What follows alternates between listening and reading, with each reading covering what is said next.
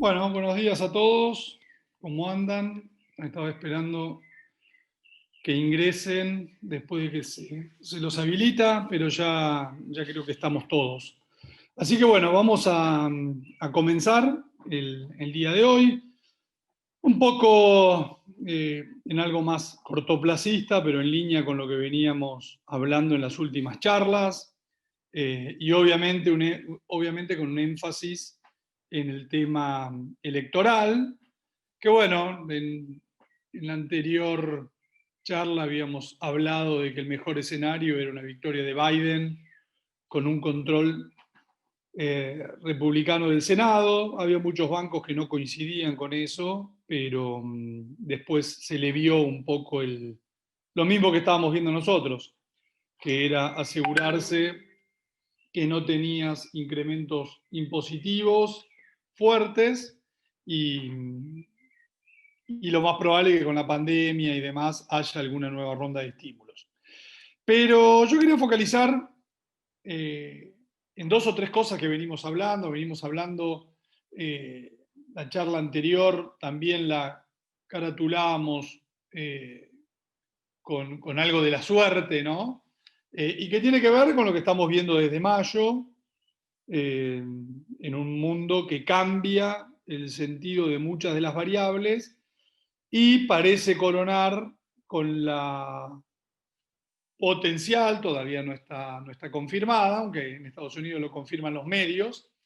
En Georgia se van a contar los votos de manera manual, etcétera, etcétera, pero da la sensación de que el coronavirus a Trump no lo afectaba tanto por el lado económico, que es lo que uno pensaba, pero sí por el tema del voto por correo, ¿no? Fue la excusa perfecta para que muchos estados o casi todos habiliten el voto por correo y en el voto por correo le terminan dando vuelta a la elección.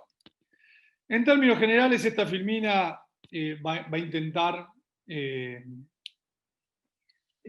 resumir, casi empezando por la conclusión, resumir lo que estamos pensando, ¿no?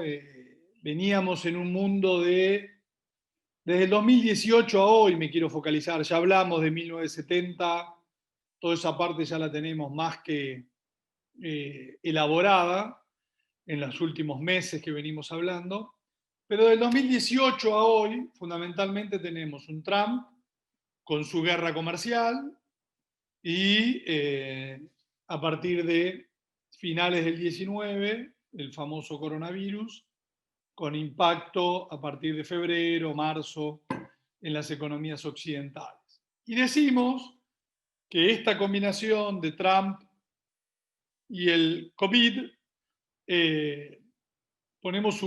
uno podría decir es un bear market. Y muchos dirían, no, ¿cómo va a ser un bear market? Si los mercados subieron, el Nasdaq voló, el S&P, pero por eso pongo un oso panda, porque fue un mercado bajista hasta cierto momento del COVID que arrancaron las rondas de estímulos, pero fue un mercado bajista fundamentalmente para los mercados emergentes. Entonces, y casi que les diría con seguridad, y ustedes lo habrán notado en sus portafolios, para Argentina. Estas dos noticias, en la Argentina también tuvimos elecciones en el medio, podríamos agregar una foto de Macri ahí,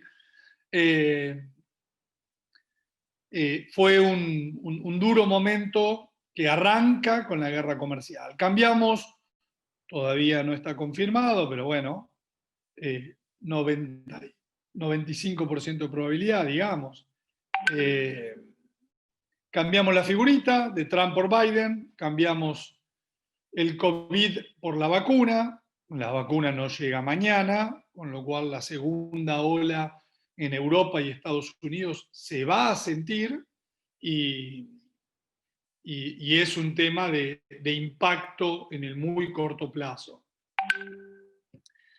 Y nos preguntamos qué va a venir hacia adelante, ¿no? De nuevo, ustedes saben que yo estoy fundamentalmente enfocado en mercados emergentes y Brasil, Argentina, y ahí es donde voy a poner el foco del análisis, ¿no? Si uno mira un ratio del QQQ, ¿no? Las acciones tecnológicas norteamericanas contra el EM, 2016, 2017, 2018, un ratio estable, se movían vis a vis, y arranca la guerra comercial. Cuando arranca la guerra comercial, este ratio cambia absolutamente su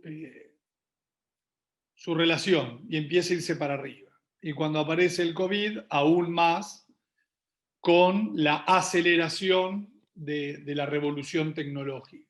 Entonces, un poco esto que les mencionaba del bear market, donde uno lo puede ver en algunos mercados en términos absolutos, pero definitivamente en términos relativos, los mercados emergentes han estado en un mercado bajista, perdiendo, y todo empieza con la guerra comercial y se acelera con el coronavirus. La guerra comercial fue un largo camino, empieza ya por finales del 2017, en realidad, ¿se acuerdan ustedes con los lavarropas, los lavaplatos? Pero en marzo del 2018 es donde Trump anuncia un 25% de tarifas para el acero, 10% para el aluminio. China responde con una lista de 128 productos. Bueno, ahí va, que viene, que va, que viene, pero es un largo recorrido que hemos tenido desde el 2018 hasta la fecha, ¿no? Entonces, no necesita del Congreso el presidente norteamericano para cambiar este patrón de relacionamiento con el mundo. No solo es la guerra comercial, obviamente la OMC, ahora es la Organización Mundial de Salud, es el cambio climático, es la relación comercial con Europa, donde también está tirante la cosa,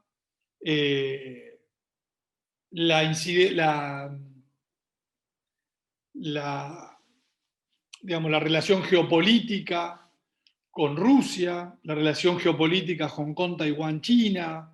Son muchos aspectos que Trump vino a romper el status quo y generaron mucho ruido. Uno diría, pero ¿dónde está el ruido? Si el S&P voló, bueno, las bolsas norteamericanas efectivamente volaron, pero fíjense que el resto del mundo, claramente el problema arranca con la guerra comercial. Entonces, en esta combinación de presidente demócrata, mucho más polite, mucho más diplomático, volviendo a los viejos estandartes de la diplomacia norteamericana, hacen presuponer un mundo un poco más tranquilo. En este mundo más tranquilo, vuelven a recobrar la atención los mercados emergentes, los commodities, etcétera, etcétera. Entonces, de nuevo, vuelvo. Este cambio de figuritas, ¿no?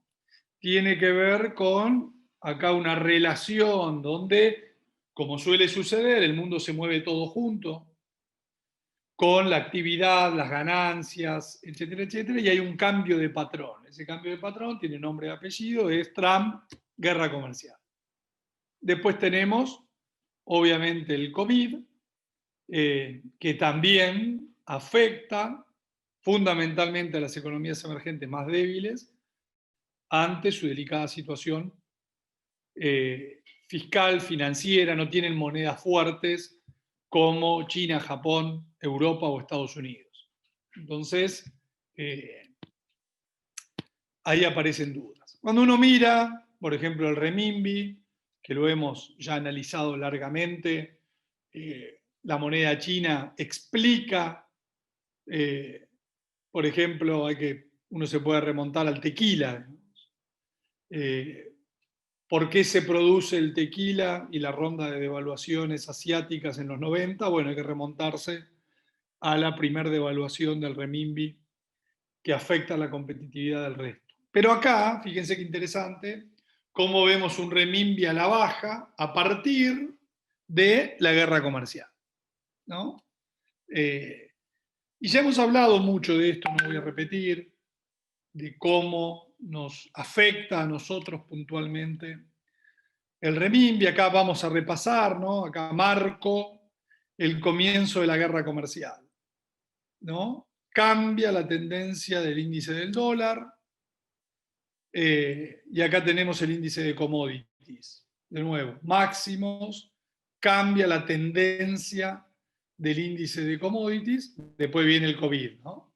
Pero fíjense cómo acá hay un claro cambio, con una baja de 15% antes del COVID, que coincide con la guerra comercial. Acá discutíamos que era la conferencia de prensa de Marcos Peña, el cambio de inflation targeting, digamos, ya lo charlamos 1000 veces, se nos dio vuelta al mundo, nosotros estábamos pedaleados por demás, pasamos por el parabrisas.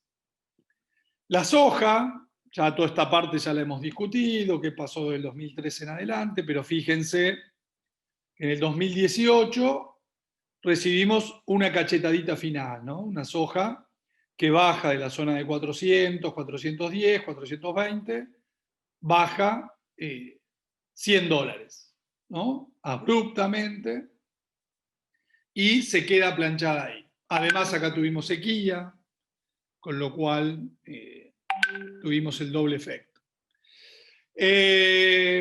Así que tenemos un primer elemento, y ustedes estarán notando en muchos de estos gráficos, ¿no? Epa, pero acá la soja empezó a ir para arriba.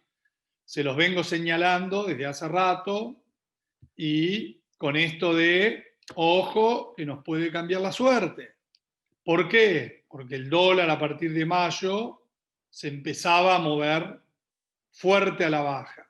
Y esa parte ya la recontraestudiamos, de qué pasaba cuando el dólar se movía a la baja.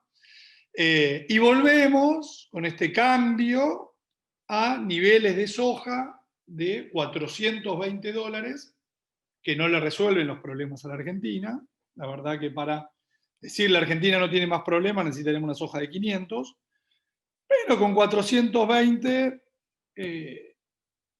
y soñemos con algo más, uno puede empezar a pensar que es como si el FMI te hubiese dado 2 o 3.000 palos verdes, que es de recaudación adicional producto de las retenciones a un precio mayor.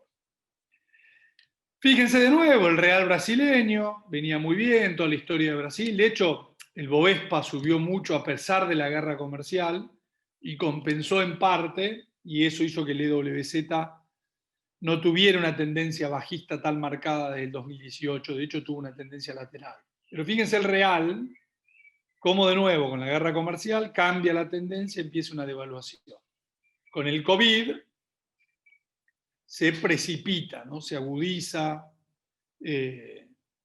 y pasamos ¿no? de un real de 3 a prácticamente uno de 6. En la combinación, vuelvo, para que quede claro, en la combinación Trump, guerra comercial, plus COVID, ¿no? Lo importante del contexto, y yo sigo insistiendo con eso, y lo vamos viendo con estas variables. Fíjense los flujos a los mercados emergentes, ¿no? Toda la aceleración del mundo 2016-2018 hace que vuelvan los flujos. Lo rojito es Latinoamérica, Latinoamérica un poquito más al margen del ciclo anterior, pero vuelven los flujos y se cortan, acá lo marcamos, este gráfico es con China, este otro es sin China. Vamos a mirarlo sin China. Se cortan los flujos cuando empieza la guerra comercial y empiezan a decaer abruptamente, incluso para ponerse en terreno negativo en Latinoamérica. Estamos hablando de los flujos no residentes a mercados emergentes.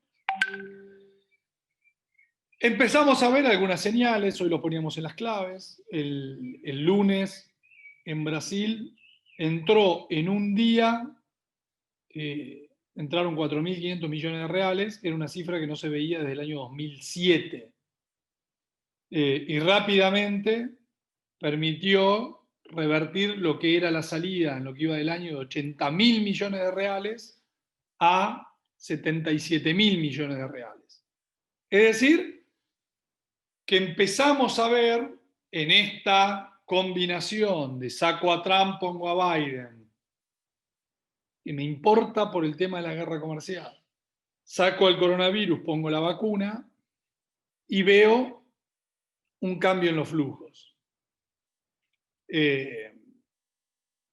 Flujos que, por otro lado, cuando uno los mira en el corto plazo, solo estaban yendo a sectores fundamentalmente tecnológicos, dejando de lado todo lo cíclico, las energéticas, financieras, que es lo que mayormente tenemos en Latinoamérica, ¿no? Así que en este cuadro de nuevo enfatizo, y dejo la duda porque estamos en un mundo tan complejo que de hecho todavía hay que contar los votos en Estados Unidos. Pero disculpen la desprolijidad, vuelvo a la primera, ¿no? Desde el 2018 venimos padeciendo fortaleza del índice del dólar, caída de commodities, salida de flujos de no residentes de mercados emergentes, caída de las acciones. Miren el FXI chino, no lo puse acá, pero mírenlo, que pasó del 2018 en adelante. Miren Latinoamérica, por ahí Brasil es la excepción, que estuvo muy bien hasta el coronavirus. El coronavirus todo se puso patas para arriba. Esto ya lo hemos charlado mucho. Lo de Brasil fue que los locales permitieron compensar la salida de los flujos externos. La baja tan fuerte de la tasa de interés hizo que los locales se vuelquen de renta fija a renta variable. Entonces, mientras los de afuera salían, los de adentro compraban. Y eso compensaba. Pero claramente los de afuera salían. Salían de Chile, salían de Colombia, salían de Argentina, ni hablar. Y bueno, se cambia la figurita, ¿no? Entonces la gran pregunta es si nuestro panda se transforma y pasa a ser de nuevo un tigre de las pampas, ¿no? Un pequeño osito, algo que vaya para arriba y no para abajo. Circunscripto a qué? A un cambio del contexto, ¿no? De ese contexto que uno acá, los otros días discutía con un político porque me decía que, según mi visión, ellos se tenían que ir a veranear al Caribe y que todo dependía de fuerzas extraterrestres. Y yo le decía que sí, y que en todo caso la permanencia de los políticos acá tomando decisiones a veces profundiza las cosas, ¿no? Si estamos en un mercado para abajo, es mucho más para abajo, y si estamos para arriba, es menos para arriba. Así que lo ideal sería que vayan a vacacionar al Caribe. Entonces, dentro del gran ciclo, ¿no? Esto ya lo hemos hablado en las anteriores, que el ciclo negativo empezó en el 2013, con alguna pausa acá del 2016 al 18, y del 18 al 20 otra vez un ciclo adverso, dentro del gran ciclo 2013-2020. Y la pregunta es si no arrancamos un nuevo ciclo positivo, ¿no? De un dólar a la baja y de menores tensiones geopolíticas que claramente afectan a los mercados emergentes y puntualmente a Latinoamérica.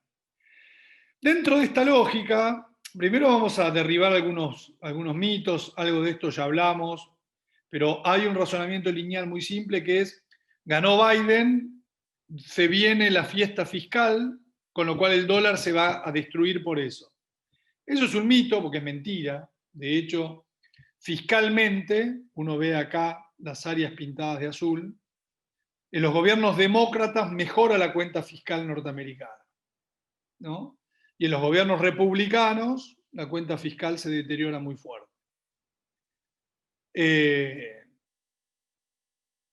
Como obviamente el dólar es cierto que tiene que ver mucho con la posición fiscal y el twin deficit, el déficit gemelo, la realidad es que el dólar tiende a fortalecerse en gobiernos demócratas y tiende a debilitarse en gobiernos republicanos.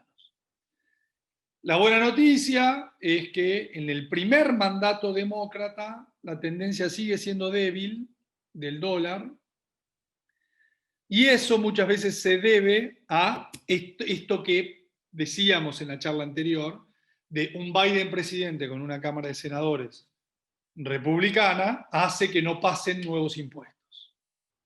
Entonces, como el S&P, y lo vemos acá en las ganancias, antes y después de impuestos, mucho del aumento de ganancias se debe a la baja de impuestos de Trump, es muy importante lo que pase con la Cámara de Senadores.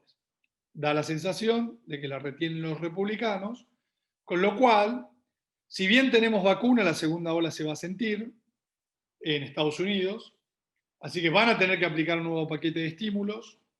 Si no hay ajuste fiscal, eso nos augura que las cuentas fiscales norteamericanas siguen muy débiles, y si las cuentas fiscales siguen débiles, es muy probable que el twin deficit, el déficit gemelo, siga deteriorándose.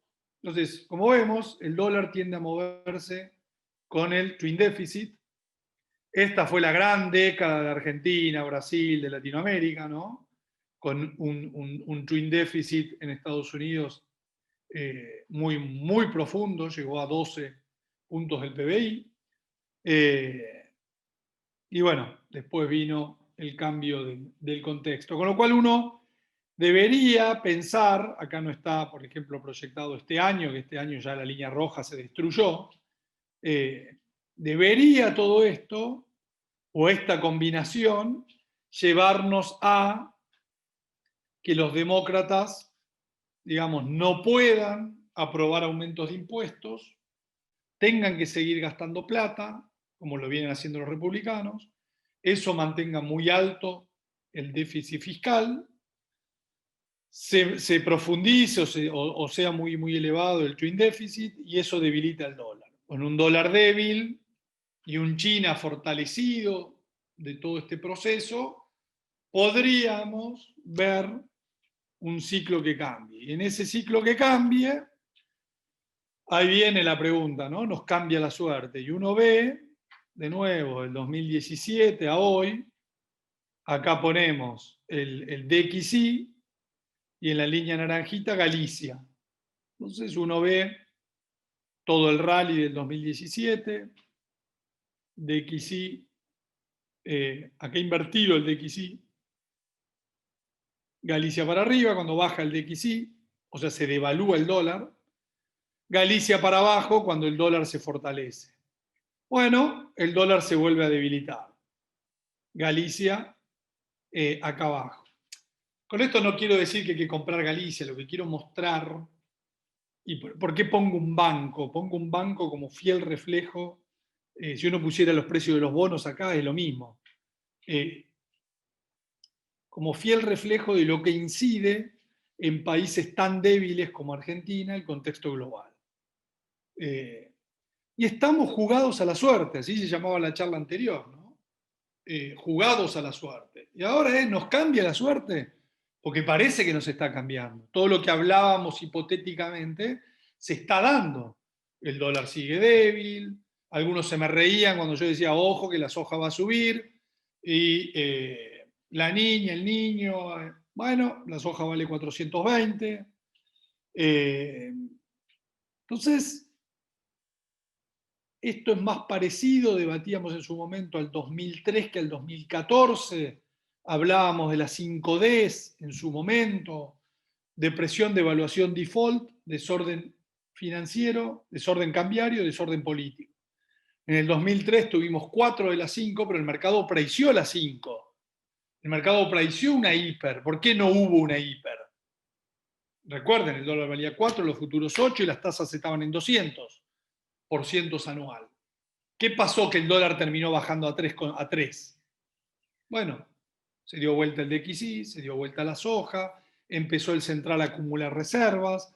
Cuando el central acumula reservas, disminuye el riesgo de hiperinflación, y todo pasó a ser un mar de rosas. El 2014 fue todo lo contrario, ¿no? El 2014 fue una devaluación de China, colapsa la soja y atrás colapsamos nosotros teniendo que devaluar. Entonces, de nuevo, acá vemos EWZ y el Galicia. Brasil realmente fue una excepción. Si uno pone el FXI se movió para abajo. Y si uno mira con los bonos de nuevo hacen pico en la guerra comercial, que es la línea roja, y los bonos empiezan a bajar, a bajar, a bajar, elección, COVID. Entonces, vamos encontrando una fuerte explicación de las desgracias que nos suceden en cuestiones exógenas. Después, es cierto que nosotros lo empeoramos. Pero fíjense que el contexto es tan malo que no importa un Brasil que pasa reformas estructurales, que encara privatizaciones. En esta última parte, es cierto que el 2018, el 2020 se la bancó muy bien, pero el coronavirus no se la bancó. Y en este rebote que empieza a ver ahora, el rebote es general, ¿no? Uno dice, Guzmán dominó la situación, fíjate, Galicia subió 30%. JP Morgan subió 20%. Banco Santander de Brasil subió 30%. Bradesco subió 30 y pico por ciento. Es decir, es un movimiento general, generalizado. Tal vez hasta diría que los bonos argentinos anduvieron muy mal, rebotaron muy poco para lo que fue el cambio de contexto. Hasta en el contado con liqui uno ve una vinculación con el real, salvo el overshooting, ¿no? Que lo charlábamos en la presentación del mes pasado, donde decíamos el mercado está priceando una hiper, 50, 70% de probabilidad, hubo un overshooting. No se produjo la hiper, cambia el contexto, sube la soja y bueno, hay que depurar. Y además se empieza a apreciar el real. Entonces las variables se empiezan a acomodar, incluso contra nuestra regresión de tipo de cambio convertibilidad, entre comillas. Nos habíamos ido muy arriba, priceando una monetización muy grande del déficit, con las medidas que tomó Guzmán, que leyó bien el mercado, lo interpretó bien y encaró un ajuste fiscal que implica menos monetización fiscal. El mercado le dio el beneficio de la duda y desde una exageración el mercado ajustó y se acomodó a lo que es el nivel de monetización actual, digamos, que está viendo. Dentro de escenarios, digamos, que uno sigue mirando, de inflación que no se desmadre, ¿no? Tenemos el caso base o el peor escenario, pero en el caso base, una inflación acelerando, pero no fuera de ritmo. Si uno supone un tipo de cambio real altísimo, como es el de la liñita gris, y se da este escenario, y Guzmán logra llevar adelante su ajuste fiscal, ¿no? Uno puede estar incluso pensando en un escenario de overshooting. Fíjense, contado con liqui en marzo, podría valer parecido a lo que vale hoy. Está sujeto a muchas cosas, pero esto podría pasar en un contexto global benigno. La soja 4.20, 4.30 se sostiene ahí arriba, llueve, se supone que la probabilidad o que el efecto de la niña tiende a ceder ahora en estos 2 meses, ya empezó a bajar, digamos, y llueve en el momento crítico. Y en definitiva, lo que puede hacer la Argentina es pagar, yo lo llamo pagar la cuarentena en cuotas, ¿no? Licuar gradualmente. El mercado había priceado una licuación, no sé, 30% de inflación en un trimestre. Eso es lo que estaba priceando el dólar de 190.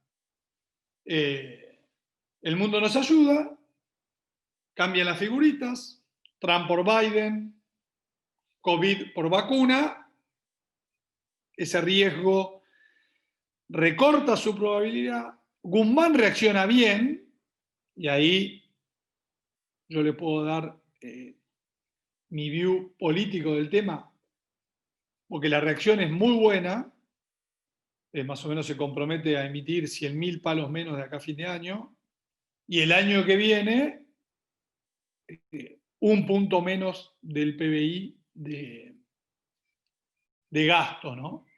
Y por ende de déficit. Ahora, el problema es que lo tiene que llevar adelante. Si uno recuerda la etapa de la Rúa también se comprometía, y recordemos el breve paso de López Murphy por el Ministerio de Economía, a un ajuste que después políticamente no se pudo llevar adelante. Ese es el riesgo. Ya vimos la carta de la CGT los otros días reclamando el no ajuste. Ahora, el ajuste el déficit fiscal encontró un límite en el financiamiento monetario, porque la gente no quiere más pesos. Entonces, acá vemos, ¿no?, en esta última línea, cuánto se va a financiar el año que viene del déficit con emisión monetaria. Si está entre 1,5 puntos y 2,5 puntos del PIB, es manejable. No significa que la Argentina, significa que la Argentina va a tener una inflación muy alta, de 50-60%, pero va a poder ir moviendo las variables gradualmente. El dólar oficial se va a seguir devaluando, por ahí el contado con liqui lo hace a un menor ritmo, y mucho va a depender de si ese ajuste se logra llevar a cabo, si la gente quiere o no quiere los pesos. Digamos, si uno quiere los pesos, bueno, a fin del año que viene puede valer 170 el contado con liqui. Si la gente no quiere pesos, se puede ir a 210.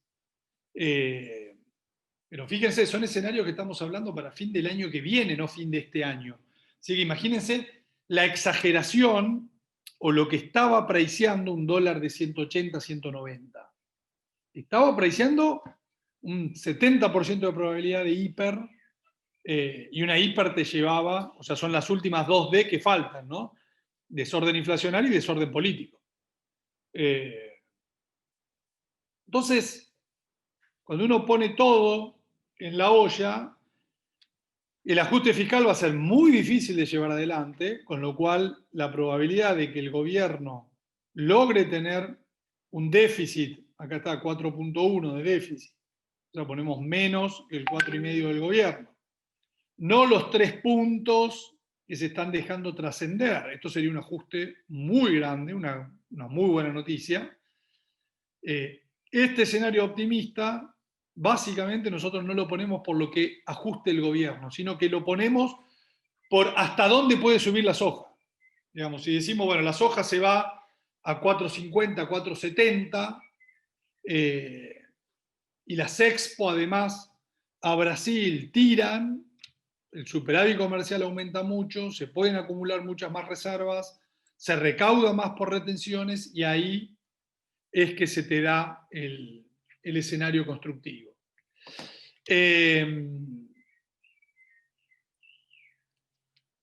Bueno, esto es un poco más de lo mismo de lo fiscal. Entonces, en términos de conclusión, ¿no?, Biden más la vacuna puede implicar un cambio de contexto. Así como Trump, guerra comercial, más coronavirus fue fatal, hay algo que cambia. La Argentina no es un país que va rumbo a ser Australia, digamos. En un buen contexto hay margen para licuar por las buenas. Por las buenas significa que no tenemos más estos overshooting como los otros días, sino que nos vamos moviendo gradualmente. ¿Dónde hay que poner el foco, por ejemplo, en el contado con liqui? A partir del 5 o 10 de enero, que es cuando se reduce la demanda por efectivo. Ahora el gobierno la tiene fácil. Todo lo que queda en noviembre y diciembre aumenta la demanda de pesos, el gobierno se va a financiar con emisión monetaria, 400.000 palos del Banco Central, Y esos pesos se los vamos a devolver, a tirar por la cabeza al Banco Central a partir del 5 o 10 de enero. Bueno, ahí hay que ver qué tan pragmático está el gobierno. ¿A dónde pone la tasa de interés? ¿Vuelve a emitir un dólar link? ¿Qué es lo que hace a partir del 5, 10 de enero? Obviamente, ¿quién es el presidente norteamericano? ¿Cuánto vale la soja? Pero ahí podría, si uno tiene que apostar temporalmente, bueno, un contado con liqui tranqui hasta finales de diciembre, y ahí el mercado empieza a desconfiar de lo que pueda pasar en enero o febrero. Los activos argentinos, como mostramos, se mueven con el mundo. ¿Por qué subimos? Porque subió el mundo. ¿Por qué subieron YPF, Vista, Pampa? Porque subió el petróleo. Lo mismo, incluso YPF subió mucho menos que Petrobras. ¿Por qué subieron los bancos? Porque subieron todos los bancos del mundo. Los bonos deberían haber subido más, pero como no tienen current yield, ya lo charlamos eso, es un gran problema que tienen los bonos. ¿Dónde está el problema? Bueno, el problema está en la posición técnica. Para ponerlo claramente, a diferencia de Brasil, donde los inversores internacionales se habían llevado hasta la semana pasada 85.000 millones, o sea que estás hablando en promedio, con un dólar promedio, de más de 20.000 millones de dólares en el año, desde la bolsa, habían sacado. En Argentina todos los fondos tienen un montón. Los otros días vimos la carta de uno de los grandes fondos que, por ejemplo, es dueño de Loma, que va vendiendo a 30.000 ADS por día, nada, tiene 30 millones de papeles, todavía tiene el 13, casi el 13% de la compañía, y eso se repite en muchos papeles, se repite en los bonos. Quiere decir que la tecnicalidad nos juega en contra. ¿Por qué? Porque los fondos de afuera van a usar posiblemente los rebotes como oportunidades para vender. Entonces es muy probable que vayamos un poco atrás que algunos otros mercados con los que siempre típicamente nos hemos movido, pero es muy posible que nos recuperemos en un contexto favorable, porque los activos, ayer escribíamos de Loma, hoy escribíamos de Pampa, estamos valiendo entre un quinto y una décima parte de lo que valen otros activos parecidos en el resto del mundo. Estamos extremadamente deprimidos. Pampa tiene un riesgo regulatorio grande, pero Loma no. Y estás pagando 2 veces y media la generación de ganancia operativa, el EBITDA, digamos, realmente es muy poco.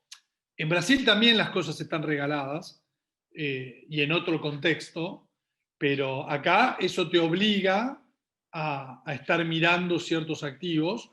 No hay que tomar como referencia precios del pasado porque eso no los vamos a ver, por lo que les mencionaba de la posición técnica. Nos van a vender cada vez que esto recupere de precio. Hay muchos fondos que tienen para vender. Pero bueno, nos va a permitir sumarnos o subirnos a esta, que yo creo que tiene alta probabilidad, a este cambio de contexto, ¿no? Tacho las figuritas, de nuevo insisto con eso, de Trump y del coronavirus, pongo a Biden y la vacuna y me ilusiono con que emergentes, y ya diría, no hablaría de emergente porque hablaría de Latinoamérica salga de la situación compleja en la que está metido desde el 2018. Que uno lo ve, ¿no? Perú lleva 3 presidentes en 5 años, Brasil con problemas, Chile con problemas sociales, cambio de constitución. En Brasil en el 2016 se llevaron puesta una presidenta, o sea, todo ese ciclo del 2013 a hoy es un ciclo muy complejo, con consecuencias adversas muy importantes para la región.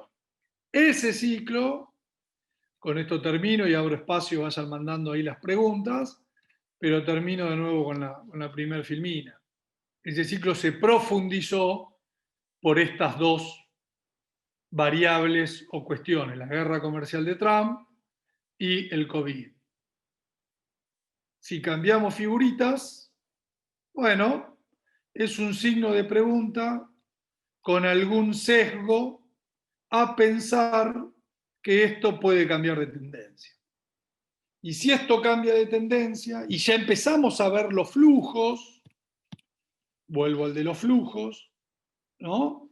Cuando uno mira que el lunes en Brasil entró en un día plata que recién uno veía que había entrado diariamente en el año 2007, empezás a ver cambios de patrones. Todo el mundo está underweight, tienen posiciones muy bajas en este tipo de activos y los activos están muy baratos. Creo que hay un cóctel que lo veo como constructivo para la región por primera vez en mucho tiempo. Así que bueno, con esto termino. Voy a dejar acá la figurita que me gusta y a ver si puedo ver preguntas y pasar a responderlas. Acá pregunta Juan. Con el panorama que muestro, el gobierno tendría espacio para evitar un salto discreto en el tipo de cambio oficial durante el primer Q. Sí, efectivamente. El gobierno con un cepo como el actual, un superávit comercial como el actual, una restricción a las cuentas financieras, pago de deuda, turismo, dólar ahorro, como el actual, podría, y el año que viene es electoral, podría seguir por el camino actual. Tal vez tenga que acelerar, porque se va a acelerar la inflación, tenga que acelerar el ritmo de devaluación. Eso es lo que creo que debería en algún punto hacer para tratar de mantener la brecha abajo del 100, ¿no? Idealmente, lo ideal sería entre 50 y 70, pero yo lo veo acelerando la devaluación del tipo de cambio, pero no con un salto discreto. Si estoy líquido, ¿por qué me inclinaría? ¿Acciones o bonos nuevos? Te diría bonos corporativos, por ejemplo Pampa rindiendo 13% con un carry yield del 10%, el Pampa 2027. Algo de bonos soberanos, pero tienen un problema de carry yield, no tienen cupones, con lo cual eso es un problema.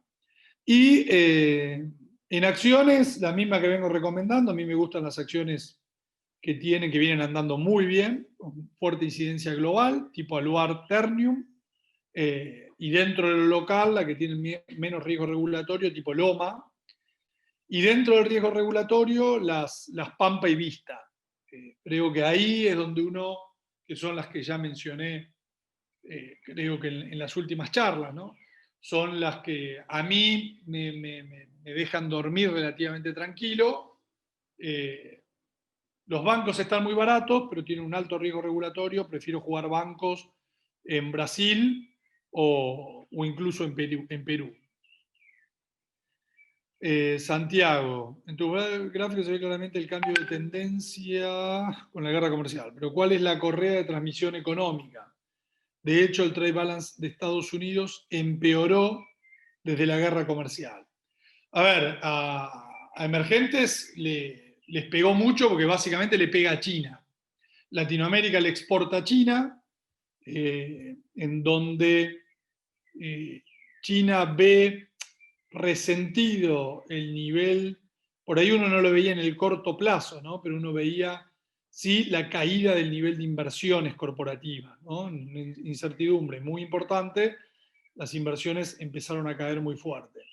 Y esa caída de inversiones te pega en la demanda de commodities en el cortísimo plazo y el canal de transmisión viene más por el lado de la inversión que de los números del cortísimo plazo del trade balance.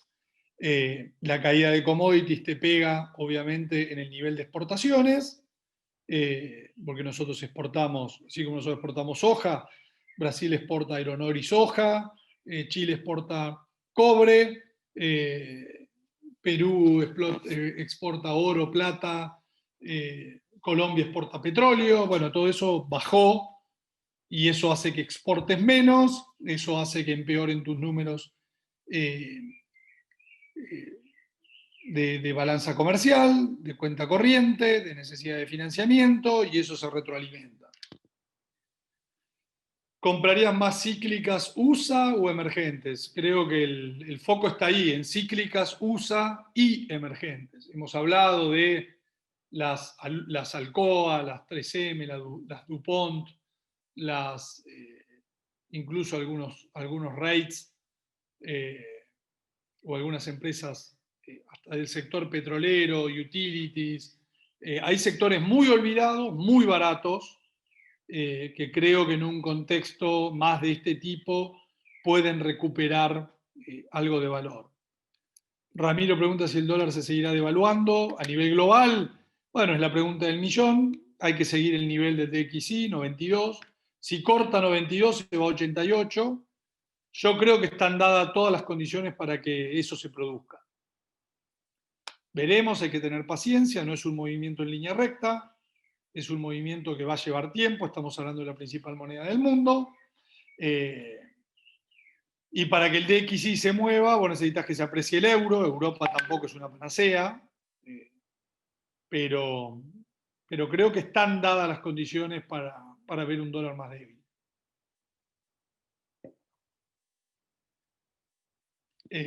Santiago, la fortaleza del dólar tiene que ver más con un cambio de flujo, más que con el resultado de la guerra comercial.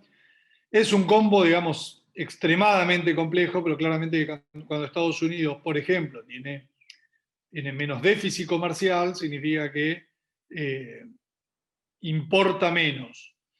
Gran parte de la caída del déficit comercial norteamericano en los últimos años se debió a su independencia energética. Dejó de comprarle petróleo al mundo. Pero la importación o exportación norteamericana juega mucho con la importación y exportación de dólares, ¿no? Cuando Estados Unidos tiene un gran déficit comercial, de alguna manera paga con dólares. Al pagar con dólares, aumenta la oferta de dólares en el mundo y eso hace que el dólar baje de precio. Pero bueno, son relaciones muy complejas que a simple vista, o digamos, uno puede encontrar conexiones de ese tipo. CEPU vale la 10ª parte de su máximo, invirtió casi un billón.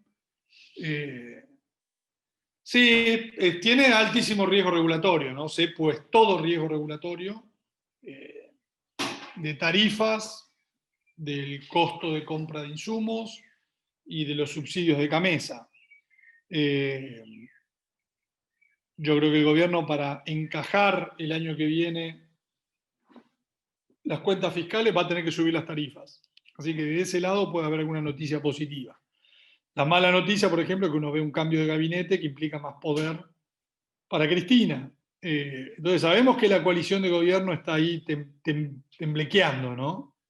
Desde la última reunión a esta, en el medio se produjo lo que yo llamo la renuncia de Chacho Álvarez, ¿no? Yo creo que lo de la carta de Cristina fue, en un momento de alta debilidad de Alberto, una especie de renuncia, ¿no? Si se cae Alberto solo, yo no tengo nada que ver. Así que ahí yo diría que fundamentalmente el tema de la expectativa del ajuste fiscal el año que viene, hay que hacer un análisis político muy grande, ¿no? Que tal vez ese análisis político me excede. Hay que charlar con muchos politólogos, con muchos intendentes, gobernadores, diputados, hay que nutrirse. Si uno habla con toda esa red y encuentra que hay un consenso para ir adelante con esas reformas y ese ajuste fiscal, bueno, entonces CEPU puede ser un gran papel. Yo todavía le pongo alguna duda a que los anuncios o lo que está delineando Guzmán efectivamente pueda llevarse a la práctica, ¿no? Me parece que en todo caso estamos más jugados a la suerte, a que la soja siga subiendo y que eso nos aporte recaudación, y con esa recaudación contengamos el alocado gasto público. Pero bueno, por lo menos ya vemos que Guzmán paró el IFE, paró el ATP, o sea que de corto plazo está habiendo un ajuste. La fórmula de los jubilados implica también un ajuste el año que viene.